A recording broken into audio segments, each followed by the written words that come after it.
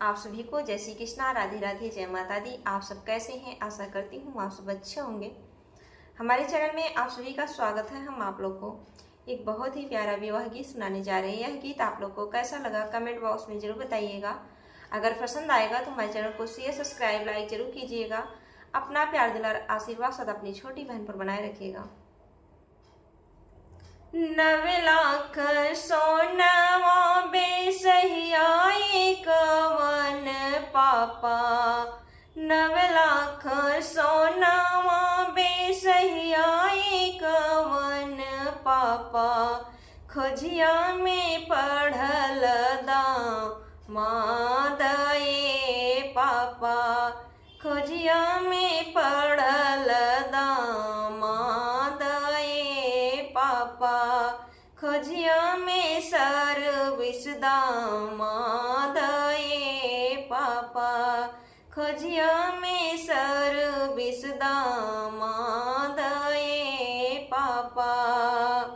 कहवा में पैबो बेटी 9 लाख सोनावा हो, कहवा में पैबो बेटी 9 लाख सोनावा हो, कहवा में पढ़ल दामाद ये बेटी, कहवा में सर्विस दामाद ये बेटी, कहवा में पढ़ल दामाद ये बेटी, कहवा में सर्विस दामाद ये बेटी।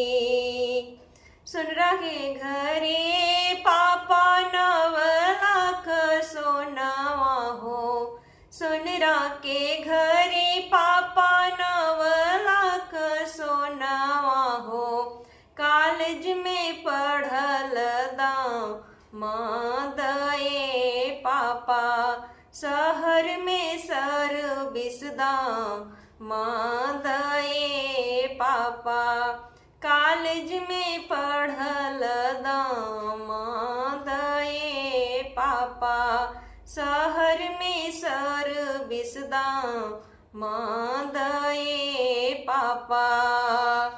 कैसे के चिन्हब बेटी 9 लाख सोनावा हो, कैसे के चिन्हब बेटी 9 लाख सोनावा हो, कैसे के पढ़ल दामाद ये बेटी, कैसे के सर्विस दामाद ये बेटी, कैसे के पढ़ल दामाद ये बेटी, कैसे के सर्विस दामाद ये बेटी।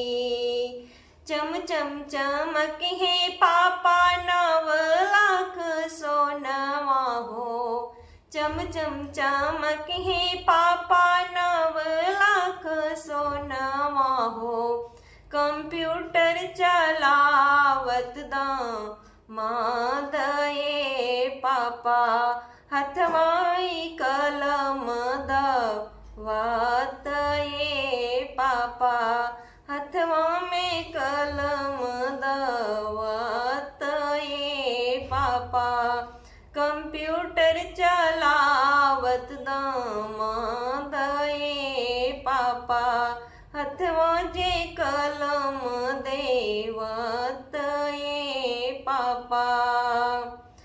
काय करबू बेटी हो 9 लाख सोनावा हो, कौ करबू बेटी तो 9 लाख सोनावा हो, कौ करबू पढ़ल दामाद ये बेटी, कौ करबू सर्विस दामाद ये बेटी, कौ करबू पढ़ल दामाद ये बेटी, कौ करबू सर्विस दामाद ये बेटी। 9 लाख सोनावा सिंगार जे करबै हो, 9 लाख सोनावा संगमों में शोभी है दामाद ये पापा, संगमों में शोभी है दामाद ये पापा, जिंदगी बीताही है दामाद ये पापा, जिंदगी बीताई है दामाद ये पापा।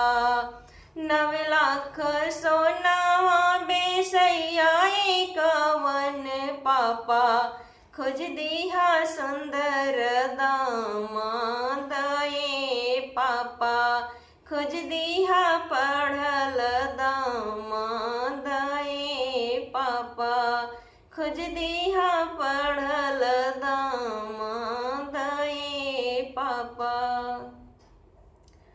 यह हमारा छोटा सा गीत आप लोग को कैसा लगा कमेंट बॉक्स में जरूर बताइएगा। फिर मिलेंगे अगले वीडियो में अगले गीत के साथ। तब तक के लिए जय श्री कृष्णा, राधे राधे, जय माता दी।